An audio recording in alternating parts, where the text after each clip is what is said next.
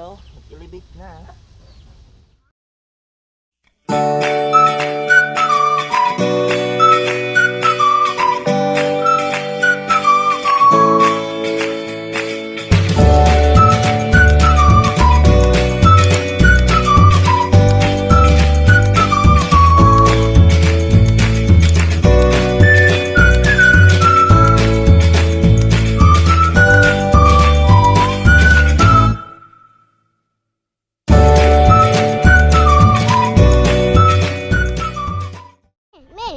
Front. Face on the.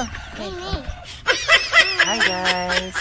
Welcome to my vlog. Yes, hello. No.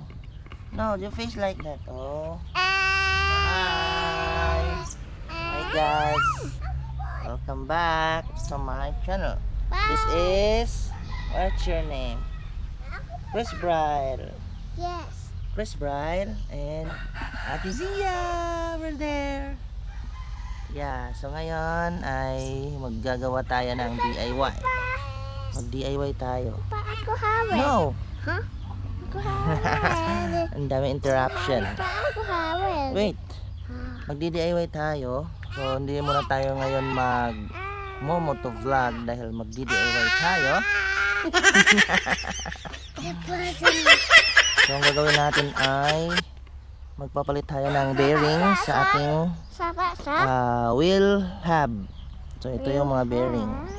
So, papakita natin sa viewers natin kung ano yung bearing. So ito yung bearing. Wait. Keep quiet. Kaya ito mga viewers. So this is, oh wait. This is bearing. So ito yung bearing. Yan, so so magpapalit tayo dun sa ating gulong. Alright. So before natin papalitan to ay tatanggalin natin itong gulong. At dito yung bearing i-insert natin sa loob ng hub. But first of all so, right.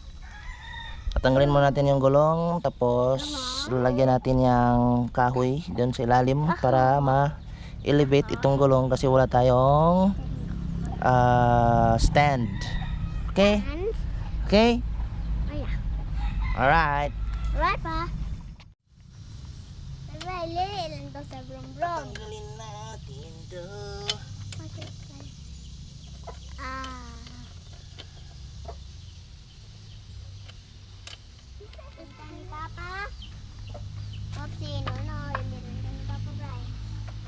Keep quiet.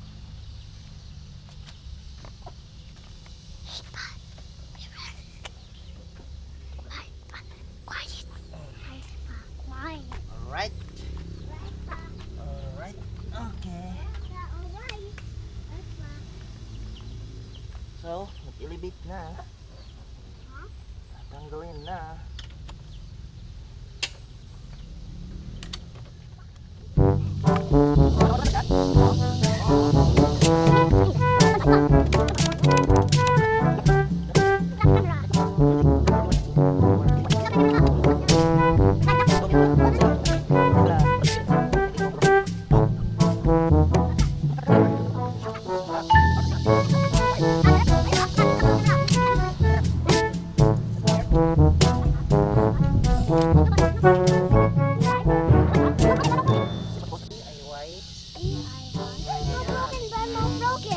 Okay, so tanggal na.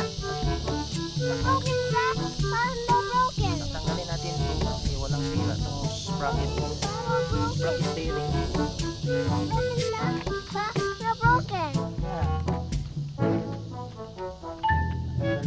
yung dumper, rubber dumper. No.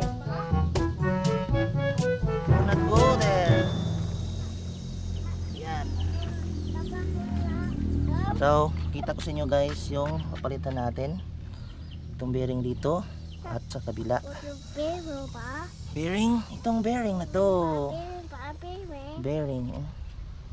Oh, damage na to. damage. So kung hindi nyo papalitan ng bearing, kung hindi nyo mapapansin, yan, tika muna, kung hindi nyo mapapansin guys, kung hindi nyo papalitan, wait bray. So ito guys, no, kung hindi nyo papalitan tong bearing na sa hub nyo, so ang nangyayari, ang tendency ay masisira itong plate, itong disc plate, kasi kakainin ng brake pad nyo yung plate, or hindi magiging pantay yung kain ng pad sa plate, dahil yung gulong ay may play na, gumaganon-ganon na, gumaganon-ganon na yung gulong, kasi yung ating mga hub bearing ay meron na ding play. So kinakailangan na alamin nyo kung paano i-check yung mga gulong nyo, kasi napaka importante po na yung bearing po natin sa hub ay hindi po siya sira, walang play. Yan, so kita ko ngayon sa inyo kung paano palitan natin DIY. So tatanggalin muna natin tong dust seal, ito dust seal, ito din sa kabila. Alright,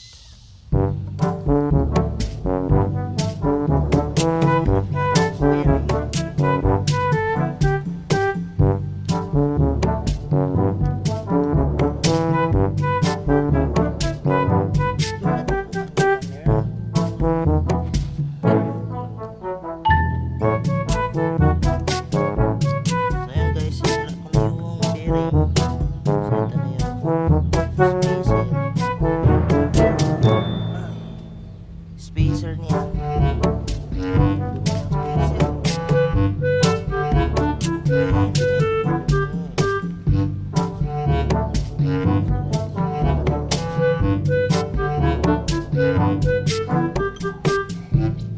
Nadumi. So ito na.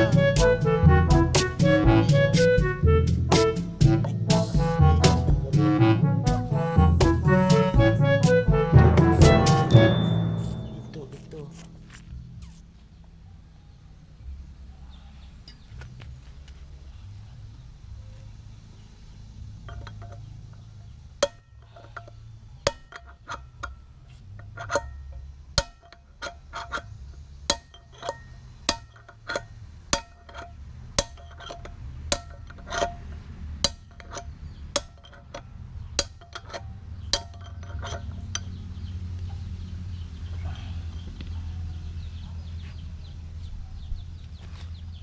Alright.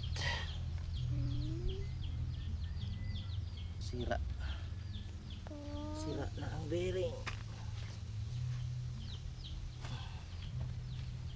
Ito na siya. Madumi.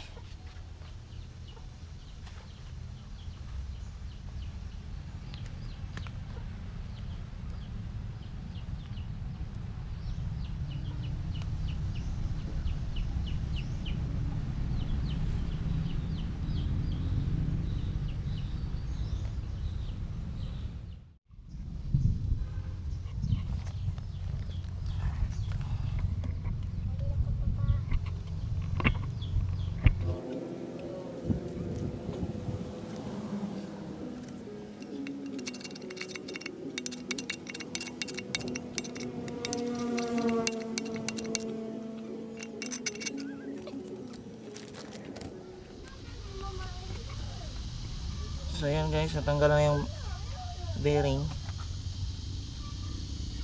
Ito din. Ito yung sa kabila.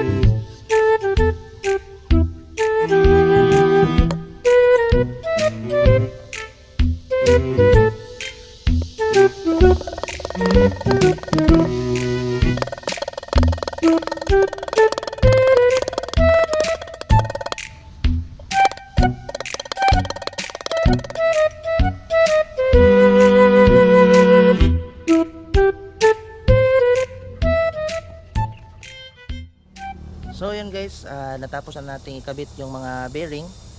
So ang kailangan ko na lang ay ikakabit ko na lang yung gulong sa aking motor. So maraming salamat sa panonood nyo at pasensya na dahil masyadong haggard yung ating pagmumukha. Yan, so masyadong makulit yung mga anak ko kanina. So ayos lang. So sana ay meron kayong natutunan sa video natin ngayon. At kung nagustuhan niyo po yung ating video, paki-like, share and subscribe and comment down below. So hanggang dito na lang po yung aking video. Maraming salamat. This is Lmarkz signing off. Bye bye.